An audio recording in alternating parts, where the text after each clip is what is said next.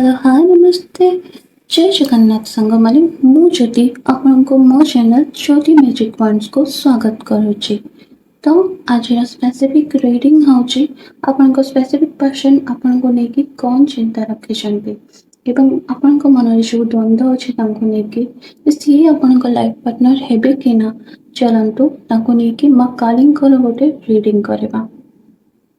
मु मां कालींकर डेक उठै सारिछि तेणु आपण माने मां को भलसे ध्यान करंतु एवं तांको प्रे करंतु जे से आपणको पई जहाँ भी संदेश देबे सेटा जेमति आपणको काम लागिबो एवं आपणको सही से आंसर मिलबो।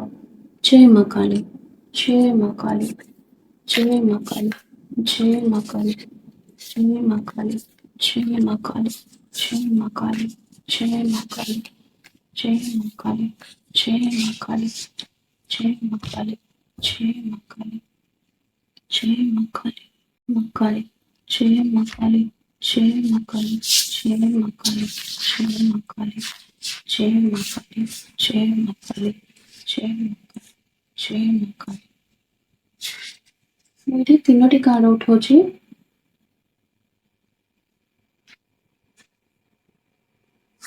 Second card that's third card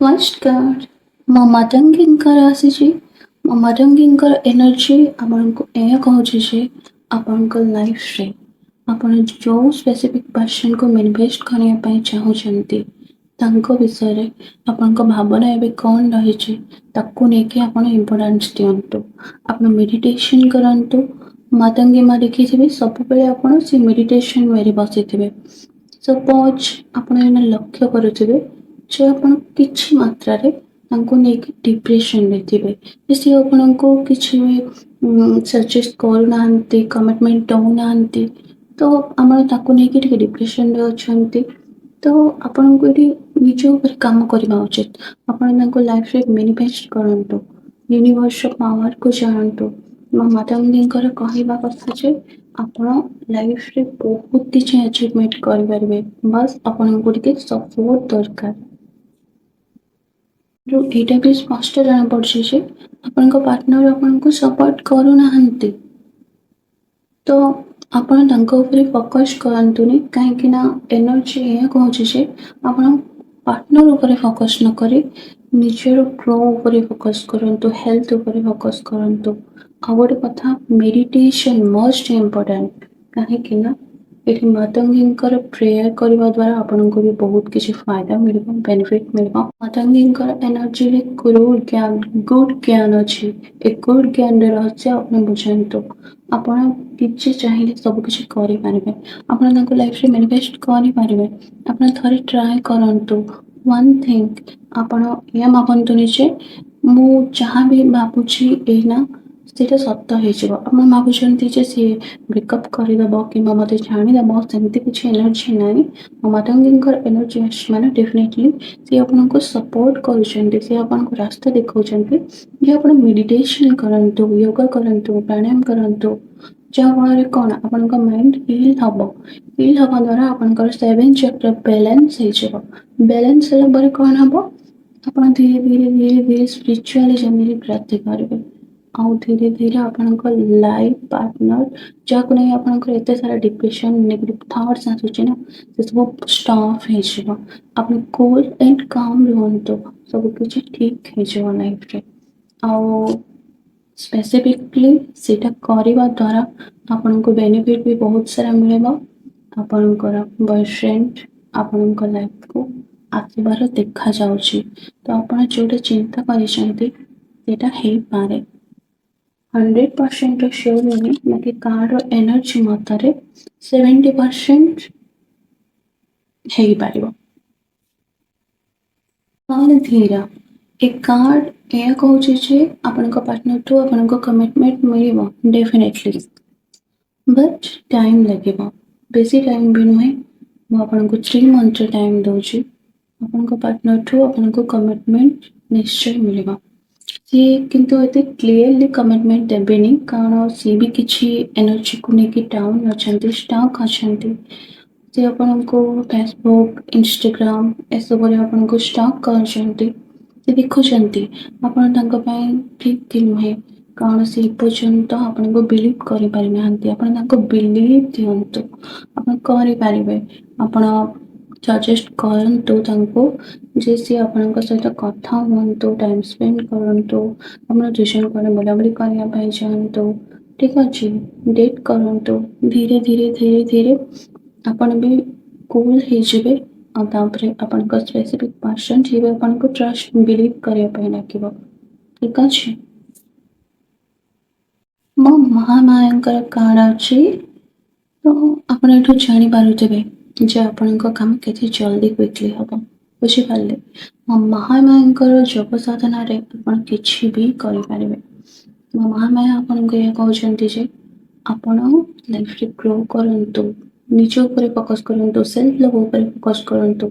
partner ଉପରେ ଏତେ ଧ୍ୟାନ ଦିଅନ୍ତୁନି। କାହିଁକି ନା ପାର୍ଟନର ଉପରେ ଆପଣ ज़୍ୟାଦା ଧ୍ୟାନ ଦଉଛନ୍ତି। ଠିକ୍ ଅଛି? ନିଜର ଭାଇବ୍ରେସନ୍ ସବୁବେଳେ ହାଇ ରଖନ୍ତୁ। କାରଣ ଆପଣ ଯଦି ନିଜର ଭାଇବ୍ରେସନ୍ ହାଇ ରଖିବେ ତାହେଲେ ଆପଣଙ୍କ ପାର୍ଟନର ଆପଣଙ୍କ ପାଖକୁ ବହୁତ ଜଲ୍ଦି ଆଟ୍ରାକ୍ଟ ହେଇକି ଆସିବେ। ଠିକ୍ ଅଛି? କାହିଁକି ନା ଦେଖନ୍ତୁ ୟୁନିଭର୍ସର ନେଚର ହିଁ ସେଇଆ। ଆମେ ଯାହା ପଛରେ ଦୌଡ଼ିବା ନା ସେ ଆମଠୁ ସେତେ ଦୂରକୁ ପଳେଇବ। ତେଣୁ ଆପଣ ଗୋଟେ କାମ କରିବେ, ଆପଣ ତାଙ୍କ ପଛରେ ଦୌଡ଼ନ୍ତୁନି, ତାଙ୍କ ପଛରେ ଭାଗନ୍ତୁ ନାହିଁ। ଫ୍ରେଣ୍ଡସିପ୍ ରଖୁଛନ୍ତି, ଡେଟ୍ କରୁଛନ୍ତି, ଇଟ୍ସ ଓକେ। ସେଇଟା ବି କରିବା ଉଚିତ। ବଟ୍ ଆପଣ ନିଜ ଉପରେ କାମ କରନ୍ତୁ। ସେଲ୍ଫ ଲଭ୍ ଉପରେ କାମ କରନ୍ତୁ। ଆପଣଙ୍କର କନଫିଡେନ୍ସ ପାୱାର ସେତିକି ଆସିବା ଦରକାର। ଠିକ୍ ଅଛି? ୟୁନିଭର୍ସକୁ ଗ୍ରାଟିଟ୍ୟୁଡ୍ ଜଣାନ୍ତୁ ଏବଂ ମା କାଳୀଙ୍କ ଉପରେ ସମ୍ପୂର୍ଣ୍ଣ ବିଲିଭ୍ ରଖନ୍ତୁ। କାରଣ ଏଠି ମହାମାୟାଙ୍କର କାର୍ଡ଼ ଆସି ସାରିଲା ପରେ ଆପଣ ନିଜେ ହିଁ ଜାଣିପାରୁଥିବେ ଯେ ଏନର୍ଜି କେତେ ମାତ୍ରାରେ ଆପଣଙ୍କ ସାଥ ଦଉଛି। ओके। एंड नेक्स्ट मैं ये कहବା ପାଇଁ ଚାହିଁବି ଯେ କାଳି उसका मार कभी ना जाए ଖାଲି। ଠିକ୍ ଅଛି? ତେଣୁ ମା ଯୋଉ ଏନର୍ଜିଟା ଆପଣଙ୍କୁ ଦେଇଛନ୍ତି ଆପଣ ଥରେ ଫିଲ୍ କରନ୍ତୁ ମା କାଳୀଙ୍କର କିଛି ବି ଗୋଟେ ମନ୍ତ୍ର ଓମ୍ କ୍ଲିମ୍ କାଳିକାୟ ନମଃ ତାକୁ ଚାଣ୍ଟିଂ କରନ୍ତୁ କିମ୍ବା ଶୁଣନ୍ତୁ। ଆପଣ ଫିଲ୍ କରିପାରିବେ ଏନର୍ଜି ଆପଣଙ୍କ ଉପରେ କେତେ ମାତ୍ରାରେ କାମ କରୁଛି, କେତେ ଡେଭଲପ୍ କରୁଛି। ଆପଣ ଚାହିଁଲେ ମାଙ୍କୁ ଦର୍ଶନ କରିବା ପାଇଁ ଯାଇପାରିବେ, ତାଙ୍କ ବ୍ଲେସିଂ ନେଇପାରିବେ। କାରଣ ମା ଏଠି ଆପଣଙ୍କୁ ୱେଲକମ୍ କରୁଛନ୍ତି। ମା ଚାହୁଁଛନ୍ତି ଯେ ଆପଣ ଆପଣଙ୍କ ଲାଇଫରେ ଗ୍ରୋ କରନ୍ତୁ, ଆଗକୁ ଯାଆନ୍ତୁ। ମାଙ୍କର ବ୍ଲେସିଂ ଆପଣଙ୍କ ସହିତ ସବୁବେଳେ ଅଛି। ଆଉ ଆପଣଙ୍କ ସ୍ପେସିଫିକ୍ ପର୍ସନକୁ ମା ନିଜେ ଆପଣଙ୍କୁ ଟାଣି ଆଣିକି ଦେବେ। ବାସ୍ ବିଶ୍ୱାସ ରହିଲେ ହେଲା। ଚାଲନ୍ତୁ ମାଙ୍କର ନେକ୍ସଟ କାର୍ଡ ଉଠେଇବା।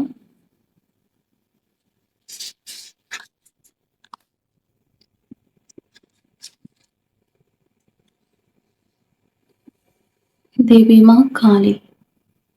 କହିଥିଲି ନା ମା ଆପଣଙ୍କୁ ପ୍ରୋଟେକ୍ଟ କରୁଛନ୍ତି। ମା ଆପଣଙ୍କ ସାଥ ଦେବେ, ମା ଆପଣଙ୍କ ସହିତ ଅଛନ୍ତି। ଆପଣ ନିଜେ ଦେଖି ନିଅନ୍ତୁ। ମା ତାଙ୍କର ଏନର୍ଜି ଏଇଠି ଅଛି ବୋଲି ଏବେ ପ୍ରୁଭ୍ ବି କରେଇଦେଲେ।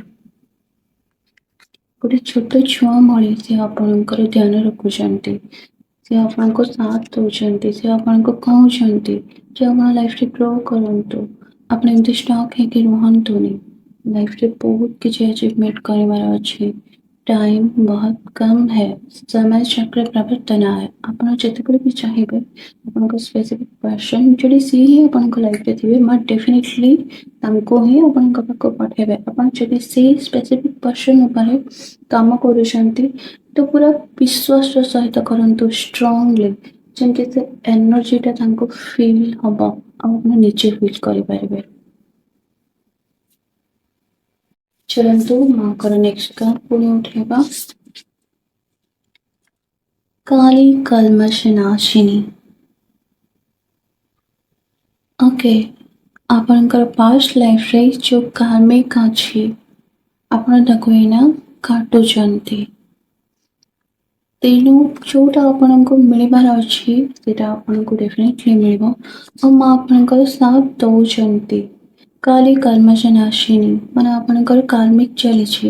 ଆପଣ ଯେଉଁ ଏଇନା ଏନ୍ଜାଇଟି ଡିପ୍ରେସନରେ ଅଛନ୍ତି କେବଳ ଗୋଟିଏ କାରଣ ପାଇଁ ଆପଣଙ୍କର ପାଷ୍ଟ ଲାଇଫରେ କର୍ମ ଏମିତି କିଛି ଅଛି ଯେଉଁଥିପାଇଁ ଆପଣଙ୍କ ଜିନିଷ ମ୍ୟାନିଫେଷ୍ଟ ହେବାରେ ବହୁତ ଟାଇମ୍ ଲାଗୁଛି, କିନ୍ତୁ ଆପଣ ମେଡ଼ିଟେସନ୍ ୟୋଗା କରିଲେ ସେଇଟା ପସିବଲ୍ ହେଇପାରିବ। ଓକେ, ୟୁନିଭର୍ସ ଉପରେ ବିଲିଭ୍ ରଖନ୍ତୁ। ୟୁନିଭର୍ସ ଉପରେ ଯେଉଁମାନେ ବି ବିଲିଭ୍ ରଖିଛନ୍ତି ସେମାନେ କେବେ ବି ଫେଲ୍ ହେଇନାହାନ୍ତି ନିଜ ଲାଇଫରେ। ଯାଜୁଶ୍ଚ ଯସ୍ୟ ଭାବନା ତାଦୃଶ୍ୟ ଫଲମ୍ ମସ୍ୟେତ୍। ଏହାର ମାନେ ହେଲା ଯେ ଯେଉଁ ପ୍ରକାର ଭାବିବ ତାର ରେଜଲ୍ଟ ତାର ଫଳ ତାକୁ ଠିକ୍ ସେଇ ପ୍ରକାର ମିଳିବ। ଗୀତାରେ ବି ଲେଖା ଅଛି, ଆପଣ ଠିକ୍ ଭାବରେ ବୁଝିପାରୁଥିବେ ମୁଁ କ'ଣ କହିବା ପାଇଁ ଚାହୁଁଛି। ଭଗବତ ଗୀତାରେ ଲେଖା ଅଛି ଯେ ଜୈସି ଦୃଷ୍ଟି ବେସି ସୃଷ୍ଟି। ଆପଣ ଯେଉଁଭଳି ଭାବରେ ଦୁନିଆକୁ ଦେଖୁଛନ୍ତି ଦୁନିଆଟା ଆପଣଙ୍କୁ ସେଇଭଳି ଭାବରେ ଦେଖାଯିବ। ଆପଣଙ୍କ ପାସନକୁ ନେଇକି ଆପଣ ନେଗେଟିଭ୍ ଅଛନ୍ତି, ଆପଣଙ୍କ ଲାଇଫରେ ନେଗେଟିଭିଟି ज़्यादा ଚାଲିବ। ଆପଣଙ୍କ ପାର୍ଟନରକୁ ନେଇକି ଆପଣ ପଜିଟିଭ୍ ଅଛନ୍ତି, ଆପଣଙ୍କ ଲାଇଫରେ ପଜିଟିଭିଟି ज़्यादा ଚାଲିବ। ଷ୍ଟ୍ରଙ୍ଗଲି ବିଲିଭ୍ ରଖନ୍ତୁ ମାଙ୍କ ଉପରେ। ଜୟ ମା କାଳୀ। ଆଜି ପାଇଁ ମାଙ୍କର ବାର୍ତ୍ତା ଆପଣମାନଙ୍କ ପାଖକୁ ଏତିକି ମୁଁ ପହଞ୍ଚାଇବାର ଥିଲା। ଯଦି ମୋ ରିଡ଼ିଂରେ କାହା ମନକୁ କିଛି ଆଘାତ ହେଇଛି ତେବେ ମୋତେ କ୍ଷମା କରିଦେବେ। ବଟ୍ ମୁଁ ଏଠି ଏନର୍ଜି କାମ କରୁଛି, ତେଣୁ ଆପଣମାନଙ୍କର ଏନର୍ଜି ସଠିକ୍ କରିବା ପାଇଁ ମୁଁ ଗୋଟେ ସ୍ପିରିଚୁଆଲ୍ ହିଲର୍। ଜଷ୍ଟ ଆପଣଙ୍କ ଜର୍ଣ୍ଣିରେ ସାଥ ଦେବା ପାଇଁ ମୁଁ ଏଠିକି ଆସିଛି। ସୋ ଆଇ ଥିଙ୍କ ଆପଣ ସମସ୍ତେ ମା କାଳୀଙ୍କର ବ୍ଲେସିଂ ନିହାତି ନେବେ, ତାଙ୍କର ଚେଣ୍ଟିଂ ନିହାତି କରିବେ, ଆଉ ଆପଣଙ୍କୁ ରେଜଲ୍ଟ କେମିତି ମିଳିଲା ମୋତେ କମେଣ୍ଟ ସେକ୍ସନରେ ନିହାତି କହିବେ। ଠିକ୍ ଅଛି, 41 ଡେଜ୍ର ଗୋଟେ ଚ୍ୟାଲେଞ୍ଜ ନେଇକି ମା କାଳୀଙ୍କର ମନ୍ତ୍ର ଦେଖନ୍ତୁ ନା, ଆପଣଙ୍କ ଲାଇଫରେ କ'ଣ ଚେଞ୍ଜ ହେଉଛି ତାପରେ ଆପଣ ମୋତେ କହିବେ। ଠିକ୍ ଅଛି, ଜୟ ଜଗନ୍ନାଥ। ସମସ୍ତେ ଭଲରେ ରୁହନ୍ତୁ, ମଙ୍ଗଳାନି ଭବନ୍ତୁ।